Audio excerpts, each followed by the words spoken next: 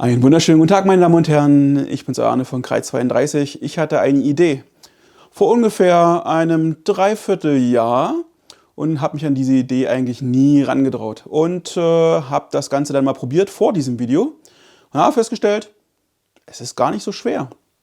Was ich da vorher gemacht habe, das könnt ihr auf Instagram sehen. Und jetzt in diesem Video werde ich das Ganze euch mal zeigen. Und ja, also eigentlich gesagt geht es eigentlich nur darum, ihr kennt Butterfly Joints, die halten ja Holz zusammen. Und Butterfly Joints habe ich noch nie bis jetzt vorher aus Aluminium gesehen und irgendwelche anderen Teile eingelassen. Und das Holz muss nicht immer zusammen sein, sondern man kann es auch so ein bisschen auseinanderschieben und dann das Ganze mit dem Butterfly Joint zusammenhalten. Ist mal was komplett anderes. Daraus geworden ist ein Nachttisch, steht ja auch schon im Titel.